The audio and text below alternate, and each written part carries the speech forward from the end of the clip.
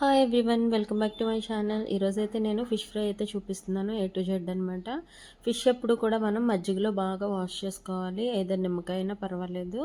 మజ్జిగలో బాగా వాష్ చేసుకుంటే ఈ నీచు వాసన అనేది రాకుండా ఉంటుంది. బాగా స్మెల్ వచ్చేస్తుంది కదా ఫిష్. అందుకని మజ్జిగతో ఖచ్చితంగా కడుక్కోండి. నేనైతే కొంచెం మజ్జిగతో కడిగేసి తర్వాత కొంచెం నిమ్మకాయ నీళ్ళలో నానబెట్టాను అనమాట, ఒక 5 minutes. ఆ తర్వాత అయితే అప్పటికప్పుడు మనం అల్లం వెల్లుల్లి పేస్ట్ రెడీ చేసుకోవడానికి చెక్క అయితే తీసేస్తున్నాను అనమాట. యాక్చువల్గా చికెన్కి మటన్కి మనం కచ్చాబచ్చాగా దంచుకుంటే సరిపోతుంది, కానీ నేను ఇప్పుడు చేస్తుంది ఫిష్ ఫ్రై అనమాట. ఫ్రైకి బాగా మసాలా పట్టాలంటే కొంచెం బాగా పేస్ట్లా ఉంటేనే బాగుంటుంది. సో అందుకని చెప్పి ఇవన్నీ పీల్ చేసేసుకుంటున్నాను అనమాట. అన్నీ కూడా అప్పటికప్పుడు రెడీ చేసుకున్న మసాలాయే బాగా బాగుంటుందన్నమాట. చాలా వరకు మనం ఫ్రిడ్జ్లో పెట్టేస్తాం కదా, దానికి దీనికి టేస్ట్ డిఫరెన్స్ అనేది చాలా డిఫరెన్స్ అనేది ఉంటుందన్నమాట. అప్పటికప్పుడు చేసుకున్న మసాలా చాలా చాలా టేస్టీగా ఉంటుంది.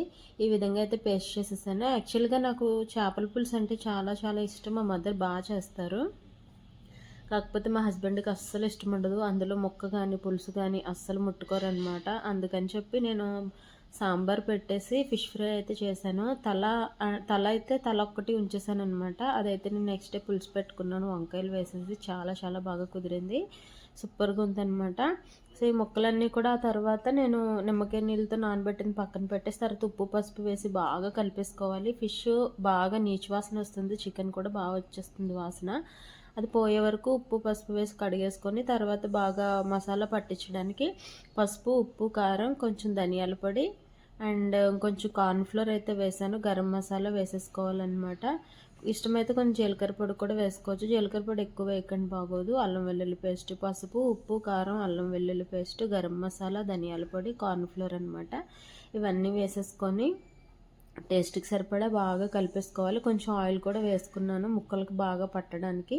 వీటిని ఒక్కొక్క ముక్క తీసుకొని బాగా పట్టించాలన్నమాట. చూసారు కదా, తలకే బాగా పెద్దది వచ్చింది. నెక్స్ట్ డే అయితే నేను పులుసు పెట్టుకున్నాను. నాకు ఎందుకు పులుసులోకి బాగా తలకాయ అంటే చాలా ఇష్టం అనమాట. గోదావరి వాళ్ళు ఎక్కువగా ఇష్టపడతారు నాకు తెలిసి.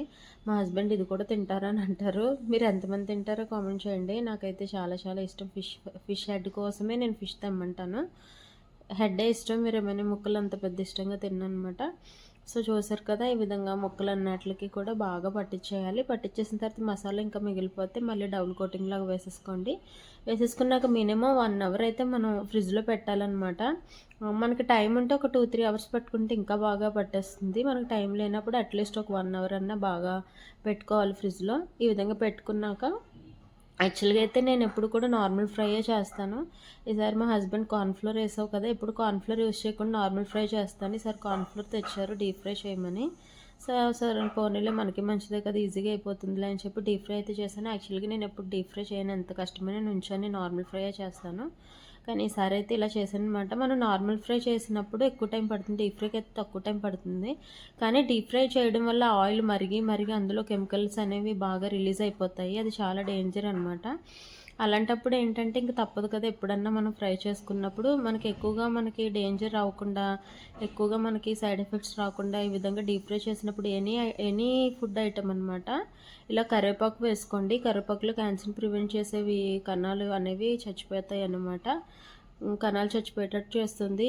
ఈ కరివేపాకు అనేది చాలా మంచిదన్నమాట క్యాన్సర్ ప్రివెంట్ చేయడానికి. సో డీప్ ఫ్రై చేసేటప్పుడు ఏదైనా కూడా కొంచెం కరివేపాకు అనేది యాడ్ చేసుకోండి. ఈవెన్ తాలింపు మాడిపోయినా కూడా కరివేపాకు వేసుకుంటే చాలా మంచిదన్నమాట. మోస్ట్లీ డీప్ ఫ్రై అవాయిడ్ చేయాలి, ఇలాంటప్పుడు తప్పదు కాబట్టి. సో చూసారు కదా, ముక్క కూడా చాలా గట్టిగా బాగా వచ్చింది, మసాలా ఓడిపోకుండా. ఈ విధంగా అయితే చేస్తాను. మీరు ఏ విధంగా చేస్తారో కామెంట్ చేయండి. పప్పుచారు కాంబినేషన్తో అనమాట. ఫిష్ అయితే అదిరిపోయింది. యాక్చువల్గా అయితే మా సైడ్ అయితే ఎక్కువగా ఎండ చేపలు ఎక్కువగా తింటారు. ఈ గుంటూరు వాళ్ళు అసలు ఎక్కువ తినరు అనమాట. డ్రై ఫిష్ అనేది చాలా తక్కువ, నార్మల్ ఫిష్ తింటారు. ఎక్కువగా నాన్ వెజ్ కూడా తక్కువగానే తింటారు ఇక్కడ. గోదావరి వాళ్ళు బాగా తింటాం అనమాట ఫిష్ ఎక్కువగా. సో చూసారు కదా, టేస్ట్ అయితే బాగా అదిరిపోయింది, సూపర్గా ఉంది. ఎవరైతే కొత్తగా నా ఛానల్ని చూస్తున్నారో ఎవరైనా ఉంటే మాత్రం తప్పకుండా రిమైనింగ్ వీడియోస్ చూసి సబ్స్క్రైబ్ చేయండి. అన్నట్టు మర్చిపోయాను, ఫిష్లో ఒమేగా 3 ఫ్యాటీ యాసిడ్స్ ఉంటాయి. మన హెల్త్కి, హార్ట్ హెల్త్కి చాలా మంచిది. పిల్లలకి బ్రెయిన్ డెవలప్మెంట్కి చాలా మంచిది. చాలా చాలా మంచిది అనమాట. పెద్దవాళ్ళకి కూడా తప్పకుండా తినండి. ఈ వీడియో నచ్చితే లైక్ చేయండి.